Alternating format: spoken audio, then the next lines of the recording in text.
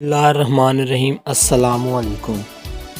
آج 25 دسمبر کے حوالے سے جیسا کہ آپ سب جانتے ہیں، قائد اعظم محمد علی جناح رحمۃ اللہ علیہ کا آج کا دن ہے۔ اس حوالے سے یہ ویڈیو آپ تک پہنچ رہی ہے۔ جیسا کہ آپ جانتے ہیں، میں آپ کا میزبان چودھری اسماعیل۔ تو آپ سے ایک ہی ریکویسٹ ہے، پلیز عسکری نیوز کو سبسکرائب کر دیں اور ساتھ میں لگے ہوئے بیل آئیکن کو ضرور دبا دیں۔ تو چلتے ہیں آج 25 دسمبر کے حوالے سے، قائد اعظم دن کے حوالے سے آپ کے سامنے ویڈیو لے کر آتے ہیں۔ تو نے اس باغ کو سینچا ہے لہو سے اپنے، تو نے اس باغ کو سینچا ہے لہو سے اپنے، تیری خوشبو سے تیرا باغ ہمیشہ مہکے۔ صدر محترم اور حاضرین محتشم، جیسا کہ آپ سب جانتے ہیں کہ قائد اعظم محمد علی جناح آسمان سیاست ہند کا وہ روشن ستارہ ہے جو بر صغیر پر 72 سال تک طلوع رہا، جس کی روشن کرنیں آج بھی پاکستان کی صورت میں اس عالم کو منور کر رہی ہیں۔ صدر گرامی، مرتبت اور سامعین باتمکین، کسے معلوم تھا کہ کاٹھیا واڑ کے رہنے والے چمڑے کے ایک متوسط درجہ کے تاجر جناح پونجا کے ہاں پیدا ہونے والا یہ نحیف و نزار بچہ بڑا ہو کر اسلامیان ہند کا نجات دہندہ اور ان کا غم خوار بنے گا۔ وہ اپنی ملت کی ڈوبتی ہوئی کشتی کو سنبھالے گا اور اسے ساحل مراد تک لے آئے گا۔ یہ معصوم بچہ بڑا ہو کر ان ظالموں اور لٹیروں کا محاسبہ کرے گا جو گزشتہ 2 صدیوں سے اسلام کے نام لیواؤں کو اپنے ظلم اور ناانصاف کی چکی میں پیس رہا۔ اصحاب بصیرت محمد علی، جو بعد میں جناح کہلائے اور پھر اسلامیان ہند کے کروڑوں مسلمانوں کے قائد اعظم بنے، ان میں سیاسی رجحان تو لندن میں زمانہ طالب علمی کے دوران ہی پیدا ہو گیا تھا، مگر ہندوستان آ کر ایسی اقتصادی اور مالی دشواریوں سے دوچار ہونا پڑا کہ سیاست کا تصور بھی نہیں کر سکتے تھے۔ لیکن جب حالات ذرا سازگار ہوئے، مالی دشواریوں کا بوجھ کم ہوا اور نسبتاً سکون و آرام میسر آیا، تو آپ کا دبا ہوا جذبہ پھر ابھرا اور رفتہ رفتہ جناح نے سیاست میں حصہ لینا شروع کر دیا۔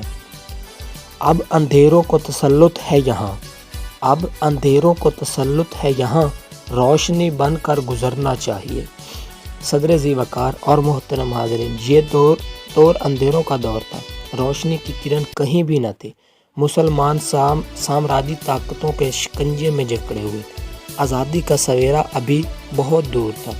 نوجوان بیرسٹر محمد علی جناح، جسے دنیا قائد اعظم کے نام سے جانتی ہے، اب بمبئی کا یہ نوجوان بیرسٹر جہاں عدالت کے کمرہ میں اپنی بیاحت بیان اور طلاقت النسان کے جوہر دکھاتا تھا، وہاں کانگریس کے سٹیج پر ایک بلند خطیب اور پرمغزمد ایک شعلہ مکال مقرر ایک بے باک سیاستدان کی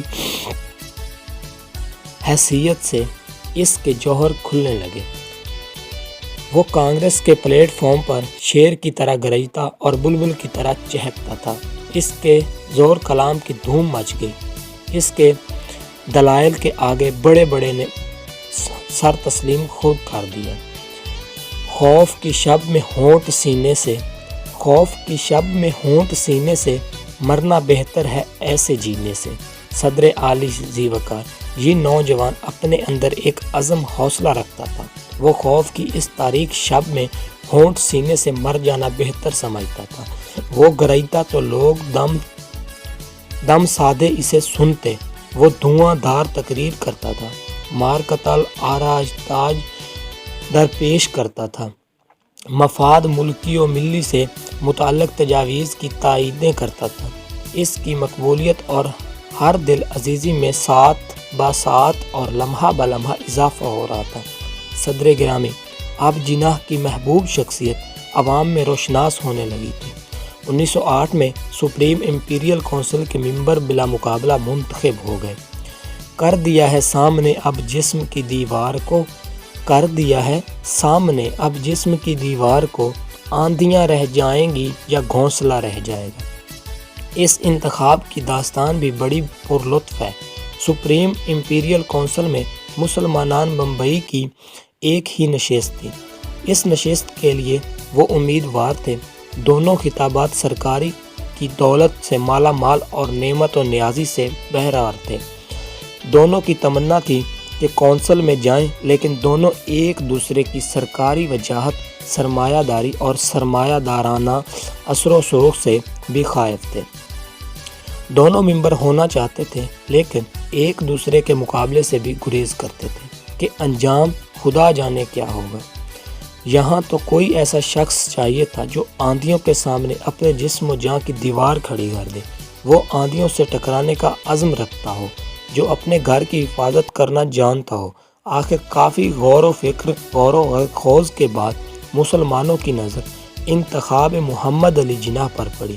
انہیں ان سے بہتر کوئی امیدوار دکھائی نہ دیا، اس لیے بمبئی کے مسلمانوں نے فیصلہ کیا کہ وہ اول الذکر دونوں امیدواروں کو میدان سے ہٹا لیں اور کسی تیسرے کو میدان میں لے آئیں جس کی اجازت رائے، معاملہ فہمی، قابلیت اور سیاست دانی کا دونوں لوہا مانتے ہوں۔ قرہ فعال جناح کے نام پڑا۔ دونوں حریف اس نام پر متفق ہو گئے۔ صدر محفل، صدر ذی وقار مسٹر سروجنی نائیڈو نے مسٹر جناح کو ہندو مسلم اتحاد کے سفیر کا خطاب دے دیا۔ وہ اپنے اندر پوری خصوصیت رکھتا ہے۔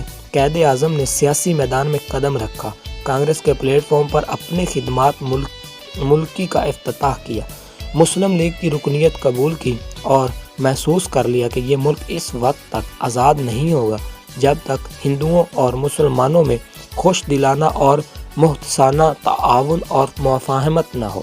جب تک ان دونوں بڑی اقوام میں علیحدگی رہے گی، اس وقت تک غلامی کی زنجیریں بھی مضبوط سے مضبوط تر ہوتی چلی جائیں گی۔ چنانچہ آغاز کار سے قائد اعظم کی یہ کوشش رہی کہ ہندوؤں اور مسلمانوں کو ایک رہنا چاہیے۔ جناب صدر، ایسا لیڈر جو بااصول ہو، عظیم مقصد اور اعلیٰ نصب العین کے لیے کسی بھی سودا بازی سے مفاہمت کو گوارا نہ کرتا ہو، دل قوم کے روح سے لبریز ہو، قوم کی نفسیات سے باخبر ہو، اس کی فلاح و بہبود محتائے نظر ہو، نگاہ بلند سخن دل نواز جاں پرسوز، نگاہ بلند سخن دل نواز جاں پرسوز، یہی ہے راہتے سفر میر کارواں کے لیے۔ جناب صدر، ہمارے قائد اعظم کو خدائے عظیم نے قائدانہ صلاحیتیں رہنما کی، صفات بلا کی ذہانت، حد درجہ محنتی، ایماندار، بااصول، ٹھوس اور غیر جذباتی انداز کا حامل بنایا تھا۔ آپ چاہتے تھے کہ آپ کی قوم، آپ کے غیور شہری، قابل فخر پاکستانی، باہمت اصول پرست مسلمان آپ کی زندگی، شخصیت، افکار، فراخ خود اعتمادی کا نمونہ ہے۔ ملت کا پاس باں ہے محمد علی جناح، ملت کا پاس باں ہے محمد علی جناح، ملت ہے جسم، جاں ہے محمد علی جناح۔ محترم ناظرین، وقت کا تقاضا ہے، ہم خلوص دل سے عہد کریں کہ قائد اعظم جس قسم کے ملک اور قوم کی خواہش رکھتے تھے، ہم وہ نمونہ کی قوم بن کر دکھائیں۔ قائد اعظم ہمیں جیسا پاکستانی دیکھنا چاہتے تھے، آئیں عہد کریں ہم ویسے ہی پاکستانی بن کر دکھائیں۔ اللہ رب العزت ہم سب کو ثابت قدم رکھے، آمین ثم آمین۔ تو یہ تھی آج کی قائد اعظم کے دن کے حوالے سے ہماری بہت ہی امپورٹنٹ ویڈیو۔ امید ہے آپ کو اچھی لگی ہوگی۔